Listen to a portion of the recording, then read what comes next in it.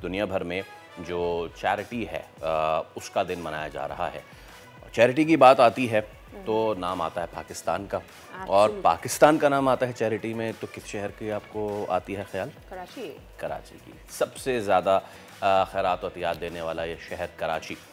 वैसे जो ये खैरात है, सदक़ात हैं, ये इंसानी हमदर्दी, आलमी यकजहती का मज़हर है जो अफराद को एक मुनसिफ़ाना और मजबूत माशरा बनाने में यकजा करती है। और ये सिर्फ माली मदद तक महदूद नहीं है, बल्कि रज़ाकाराना तौर पर लोग खिदमात देते हैं तालीम देने के लिए, सेहत देने के लिए, सकाफ़त के फ़रोग़ के लिए, या फिर ख़ास तौर पर वो कमज़ोर तबक़ात जिनको तहफ़्फ़ुज़ की ज़रूरत है उनको सिक्योरिटी फ़राहम करने के लिए भी।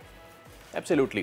तो अक़वाम मुत्तहिदा ने भी 5 सितंबर को वर्ल्ड चैरिटी डे करार दिया है। By the way Mother Teresa की वफ़ात का दिन भी है, उनसे बढ़ के there is no philanthropist when it comes to the world affairs. लेकिन पाकिस्तान में भी फिलैंथ्रोपी जो है वो उसमें कई ऐसे बड़े बड़े नाम हैं, कई दरख्शां सितारे हैं जिन्होंने जो है पूरी दुनिया में पाकिस्तान का नाम ऐसे रोशन किया कि पाकिस्तान वो कौम है जो दर्द दिल रखती है। तो इसी सब पे हम ज़रा बात कर लेते हैं कि हम जो है वो इतना इसमें पेश हैं, और इस कॉन्टेक्स्ट में भी ख़ास तौर पे ख़वातीन हज़रात कि आजकल जो सैलाबी सूरत हाल आई हुई है, हम कोशिश करेंगे कि इस मुद्दे पे भी बात करें कि वो तमाम तर पाकिस्तानी जिन्होंने हर बार अपने भाइयों की खुल के मदद की है, इस बार वो कैसे पीछे रहें। CEO सैलानी वेलफेयर ट्रस्ट मोहम्मद गजालसी साहब हमारे साथ मौजूद हैं। अस्सलाम वालेकुम सर, और बहुत शुक्रिया आपके वक्त के लिए।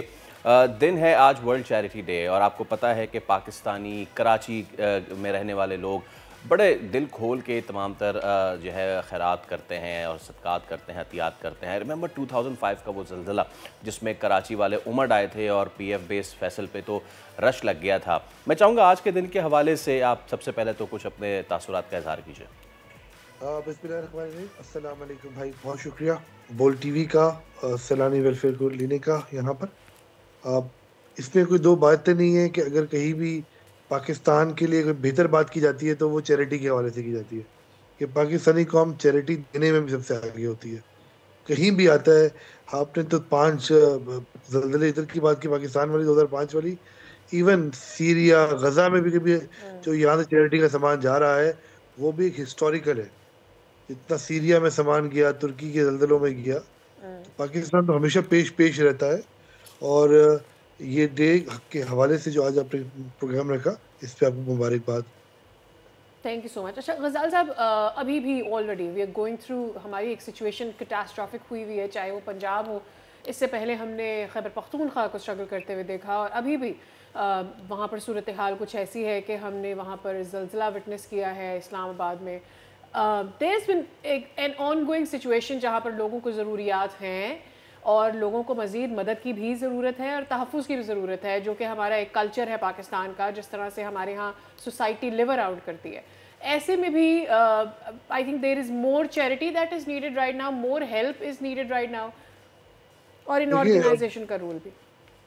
चैरिटी की डेफिनेशन चेंज हो गई, इस तरह हालात ख़राब हो रहे हैं। अभी जो सवात वगैरह में हुआ जी, वहाँ पे तो चैरिटी की डेफिनेशन चेंज हो गई है। वहाँ पे तो लोगों को बिल्कुल एक नई लाइफ देनी पड़ेगी आप।